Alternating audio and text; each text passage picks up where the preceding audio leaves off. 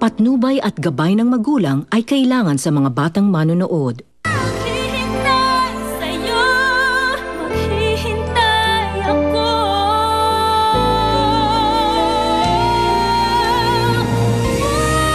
Puso ko'y narito. Umalas ka na dito! Vanessa, kung ayaw mo ng gulo, kailangan pakitunguhan mo ng mas maayos ang kapatid mo. Kapatid? Sinong kapatid yung tinutukoy niyo? Sabi ni Lola, kailangan daw tratuhin kung parang totoong kapatid si Lira kasi nakatira siya sa bahay namin. Sabi ko sa kanya na nawalan ka kasi ng anak noon. Kaya gano'n na lang yung pag-iingat mo kay Lira ngayon. Mabuti naman ang intensyon mo eh. Wala yun.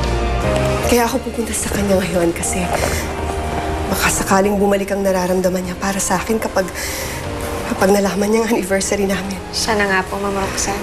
Babalik din ang daddy mo. Kung hindi ka sana busy, yayayain kitang mag-unwind. Okay lang. Salamat. Okay. Bye.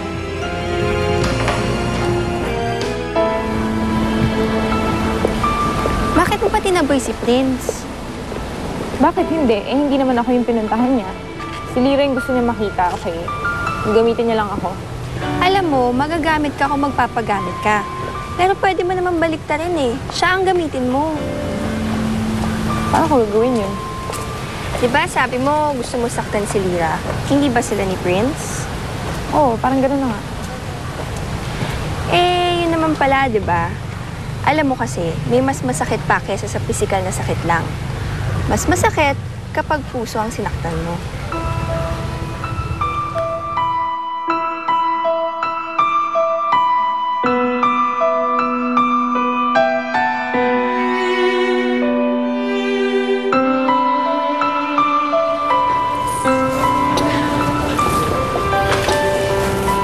Pare. Uy, Dennis. Anong balita? Anong nangyari? Si Lira, nakita ba kayo? Di nga eh. Ang nakita ko ron yung nanay ni Angeline. Si Tita Roxanne? Oo. Kinausap ko siya. Alam mo, nagkunari nga ako, nakampi ako sa kanya eh. Mukha naman nag-work. Tama yun. Para kapag nagustuhan ka niya, papayagan ka niya makalapit kay Lira. Eh, yun na nga yung plano ko. Dennis, salamat ha. Sensya ka na at inaasal pa kita para gawin to. Alam mo, pare, wala yun. Best friend ko si Lira eh. Lahat gagawin ko para sa kanya. Salamat talaga. Gusto mo bang kumain? Hindi na. Eh, pasok pa nga ako eh. Ganun ba? Oo. Pare, salamat talaga. Oo naman, bro. Sige. Boss!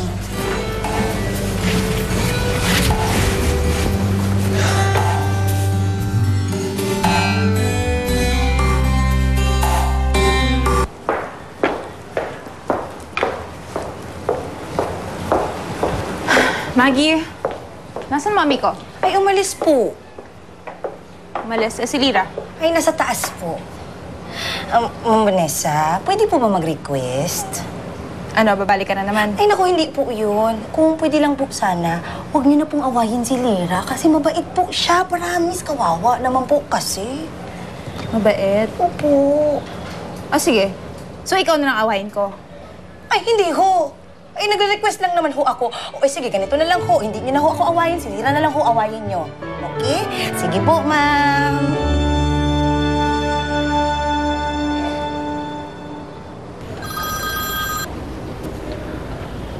Hello, Vanessa?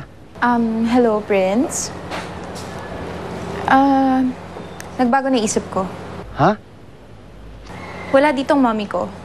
Ito ng pagkakataon mo para makita si Lira. Seryoso ka ba? Kung ayaw mo, okay lang naman. Hindi. Sige. Papunta na ako dyan.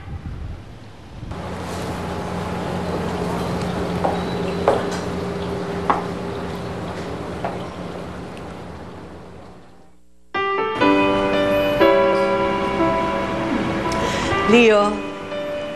Senny, ready ka na pala, Senny? Let's go. Sige, ikaw.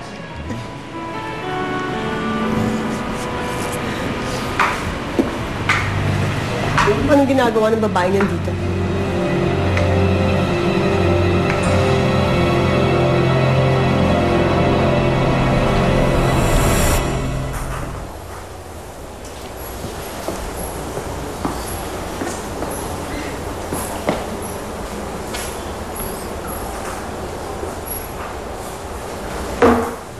Hi, Prince.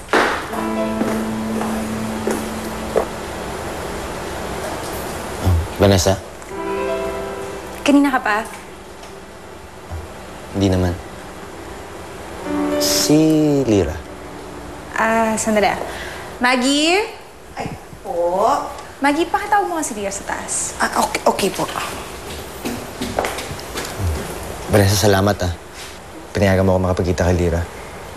Ano ka ba? Wala yun. Alam mo naman na I'll do anything for you, diba?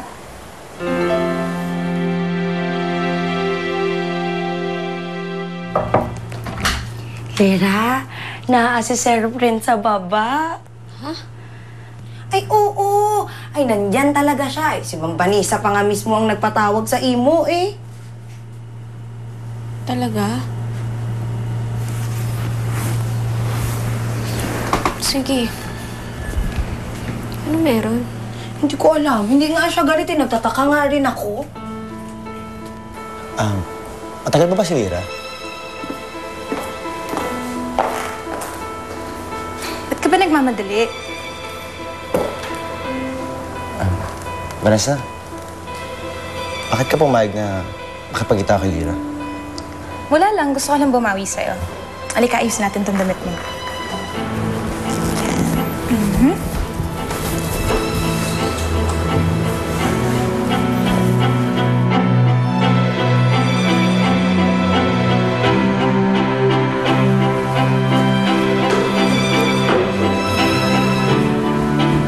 Vanessa? Ano ba yung trip mo? Bakit mo ginawa yun? Hindi ko naman sinasadya eh.